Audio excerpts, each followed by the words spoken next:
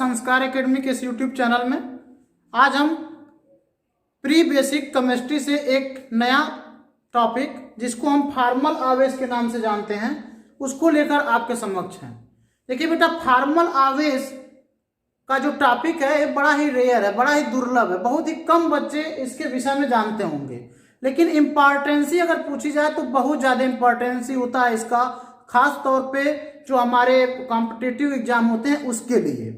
ठीक है, तो लेकिन इसके लिए कुछ शर्तें होती हैं। जैसे इसको तभी आप निकाल सकते हो जब आप लेविस डॉट स्ट्रक्चर पढ़ चुके हो। तो अभी पिछला हमारा जो वीडियो था वो लेविस डॉट स्ट्रक्चर का ही था, तो उम्मीद करते हैं कि आप हमारा वो वीडियो पढ़े होंगे। अगर वो आप नहीं देखे हैं तो आप इसमें कामयाब नहीं हो पाएंगे। तो इसलिए प्लीज, अगर आप नहीं देखे हैं तो पिछला वीडियो आप देख कर आइए, इसके पहले वाला जो लेविस डॉट स्ट्रक्चर का वीडियो है, और उसके पश्चात आपको फार्मल आवेश 100% निकालने आ जाएगा। आइए हम फार्मल आवेश निकालते हैं। इसके लिए एक सूत्र होता है कि फार्मल चार्ज यानी फार्मल आवेश बराबर कुल संयोजी इलेक्ट्रॉनों की संख्या माइनस अनाबंधी इलेक्ट्रॉनों की संख्या माइनस बंधी इलेक्ट्रॉनों की संख्या बटे 2। अब जैसे हम एक हम यौगिक लेते हैं, उसका फार्मल आवेश निकालते हैं। एक यौगिक के तत्व का फार्मल आवेश निकालते हैं। जैसे हम कार्बन डाइऑक्साइड का ले लेते हैं। ठीक है, कार्बन डाइऑक्साइड में अगर हम कार्बन का निकालना होगा या ऑक्सीजन का, दोनों का अलग अलग निकालना पड़ता है। याद रखिएगा, फार्मल आवेश किसी यौगिक का नहीं बल्कि अलग अलग परमाणुओं का हम निकालते हैं। ठीक है, तो कार्बन डाइऑक्साइड में अगर कार्बन का हमको फार्मल आवेश निकालना है या ऑक्सीजन का फार्मल आवेश निकालना है तो हमको सबसे पहले इसका लेविस डॉट स्ट्रक्चर बनाना होगा। और लेविस डॉट स्ट्रक्चर बनाने के लिए हमने बताया पिछले क्लास में कैसे बनता है। इसके लिए सबसे पहले हमको संयोजी इलेक्ट्रॉनों की संख्या निकालनी होती है। जब हमने फार्मल आवेश लिख लिया है उसके बाद हम क्या करेंगे, कार्बन को बीच में लिखेंगे। क्यों? क्योंकि सेंट्रल एटम को बीच में लिखा जाता है। और सेंट्रल एटम कौन है? सेंट्रल एटम कार्बन है, क्योंकि जिसकी संख्या कम होती है वही सेंट्रल एटम होता है। तो कार्बन को आप बीच में लिखोगे और उसके बाद इधर भी ऑक्सीजन, इधर भी ऑक्सीजन। ठीक है, और उसको सिंगल बॉन्ड से आप जोड़ दोगे। अब गिनोगे कि कितने इलेक्ट्रॉन खर्च हो चुके। 1 2 3 4 इलेक्ट्रॉन खर्च हो चुके। 4 के बाद गिनो जितने इलेक्ट्रॉन है उनको यहाँ पे लिखो। 4 के बाद 5 6 7 8, यहाँ पे 9 10 11 12 13 14 और 15 16। देखिए सब खत्म हो गए। 1 2 3 4 5 6 7 8 9 10 11 12 13 14 15 16 इलेक्ट्रॉन, 16 के 16 खत्म। अब ऑक्टेट सबके कंप्लीट होने चाहिए। तो यहाँ पे देखिए 1 2 3 4 5 6 7 8 इसके तो कंप्लीट हैं। 1 2 3 4 5 6 7 8 इसके भी कंप्लीट हैं। कार्बन के 1 2 3 4 ही हैं। तो यहाँ पे एक पेयर को मिटाओ और एक बॉन्ड बना दो। एक pair is equal to 1 bond. तो अभी देखो कार्बन के कितने हो गए, 1 2 3 4 5 6 ही हुए। अब यहाँ पे एक पेयर और मिटाओ, यहाँ पर एक बॉन्ड और जोड़ दो।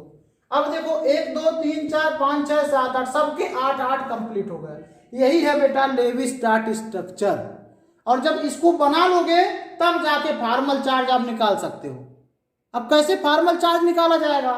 तो किसका फार्मल चार्ज निकालना है? कार्बन का। तो लिखेंगे कार्बन पर फार्मल आवेश, ऐसे लिखेंगे कार्बन पर फार्मल आवेश कितना चार्ज है। इसकी सहायता से बेटा ना हम किसी भी यौगिक के किसी भी परमाणु पर ये बता सकते हैं कि कितना चार्ज इसके ऊपर है। ये केमिस्ट्री में बड़ा अनबूझ पहेली है। जैसे अगर मैं साइनाइड को ऐसे लिखता हूं -1 चार्ज होता है, पूछा जाए कार्बन पर -1 है कि नाइट्रोजन पर -1 है। भाई कुल मिलाकर -1 है, लेकिन -1 है किसका तो आप नहीं बता सकते हो। लेकिन आज का क्लास लेने के बाद आप बता लोगे कि किस पर माइनस आवेश है। ठीक है, बने रहिए आज के क्लास में शुरू से अंत तक। तो कार्बन पर फार्मल आवेश बराबर क्या होगा?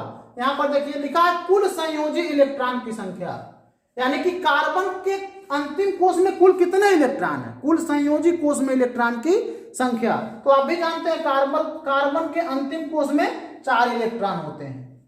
माइनस कहता है अनाबंधी इलेक्ट्रॉनों की संख्या, इसके ऊपर जो फालतू के इलेक्ट्रॉन पड़े हैं उसकी संख्या। जैसे इस ऑक्सीजन के ऊपर पड़े हैं, जैसे इस ऑक्सीजन के ऊपर पड़े हैं, लेकिन यहाँ कार्बन के ऊपर तो पड़े नहीं है, तो हम यहाँ पर लिख देंगे 0। भाई कार्बन का हम फार्मल आवेश निकाल रहे हैं। उसके बाद कहता है माइनस बंधी इलेक्ट्रॉनों की संख्या, कितने इलेक्ट्रॉन बंध में भाग लिए हैं, तो 1 2 3 4 5 6 7 8 इलेक्ट्रॉन भाग लिए हैं बटा 2, बटा क्या बेटा 2। अब इसको कैलकुलेट कर दीजिए, तो 4 - 4 = 0, यानी कार्बन पर कोई आवेश नहीं है, यहां पर कार्बन पर कोई आवेश नहीं है, और इसीलिए इस पर कोई आवेश लिखा भी नहीं है बेटा। अगर ऑक्सीजन पर निकालना हो तो लिखेंगे ऑक्सीजन पर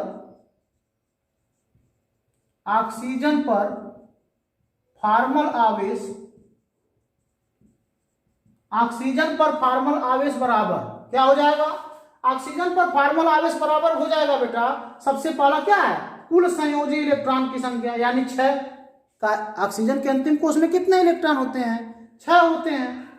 अच्छा, माइनस अनाबंधी इलेक्ट्रॉनों की संख्या, अनाबंधी मतलब फालतू में पड़े हुए, तो कितने हैं बेटा 4, अनाबंधी इलेक्ट्रॉनों की संख्या कितनी है 4, माइनस कहता बंधी इलेक्ट्रॉनों की संख्या बटे 2, तो बंधी इलेक्ट्रॉन कितने हैं 1 2 3 4, यानी कि कुल 4 है बटा 2, तो 2 से 2 कैंसिल, 2 से 4 कैंसिल हो गया, 6 - 4 - 2, 6 - 6 बराबर कितना 4 हुआ। फार्मल आवेश ऑक्सीजन पर भी शून्य है, कार्बन पर भी शून्य है, इस वाले ऑक्सीजन पर शून्य है, तो इस पर भी शून्य होगा क्योंकि वही संख्या यहाँ भी है। इस तरीके से हम किसी भी यौगिक के किसी भी तत्व का या किसी भी परमाणु का फार्मल आवेश निकाल सकते हैं। ठीक है बेटा, इसको नोट कर लीजिए, कुछ और यौगिकों का हम निकाल कर दिखाते हैं।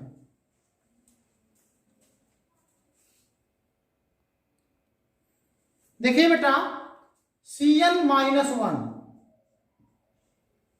इसका फार्मल चार्ज हमको नाइट्रोजन का भी नाइट्रोजन पर भी फार्मल आवेश निकालना है, कार्बन पर भी निकालना है, और हमको जानना भी तो है कि किस पर है ये -1 चार्ज, ये हम तो भी नहीं जानते, उसको जानना भी है।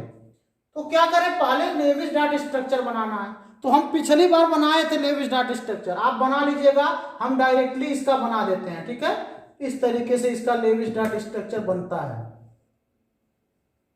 ठीक है बेटा, इस तरीके से इसका लेविस डॉट स्ट्रक्चर बनता है, और हम इसको पहले ही बना दिए थे, पिछला हमारा जो वीडियो है वहां पे जाके देखिए, हमने साइनाइड का बनाया भी।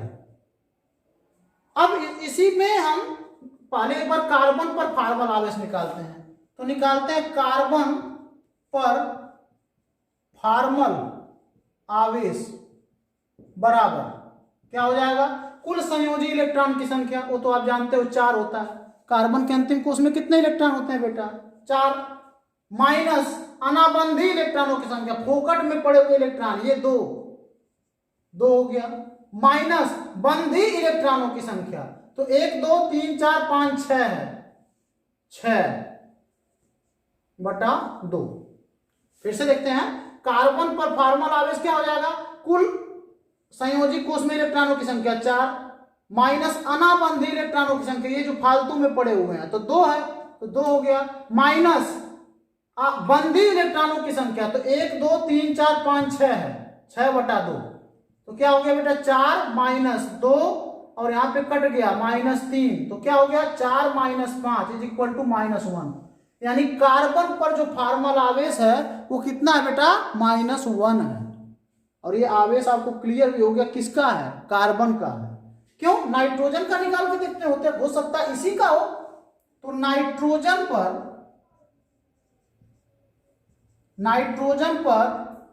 फार्मल आवेश बराबर कितना हो जाएगा, कहते हैं कुल संयोजी कोश के इलेक्ट्रॉन की संख्या, तो नाइट्रोजन के पास 5 होता है अंतिम कोश में, माइनस अनाबंधी इलेक्ट्रॉनों की संख्या, अनाबंधी कितने हैं बेटा 2, और माइनस जो इलेक्ट्रॉन भाग लिए हैं बंधी इलेक्ट्रॉन 1 2 3 4 5 6, यानी कि 6 बटा 2। ठीक है, तो यहाँ पे हो गया 5 - 2 -3 2 3 6, यहाँ हो गया 5 - 5 = कितना हुआ 0, यानी कि नाइट्रोजन पर कोई भी फार्मल आवेश नहीं है, जो फार्मल आवेश आ रहा है वो कार्बन पर आ रहा है। तो ये अगर पूछे कि साइनाइड में ये -1 किसका आवेश है, तो आप कह सकते हो कार्बन का आवेश है, न कि नाइट्रोजन का। तो देखिए कितना मस्त है ना फार्मल आवेश नामक ये टॉपिक, इसको नोट कर लीजिए। कुछ और यौगिकों का हम निकाल कर दिखाते हैं।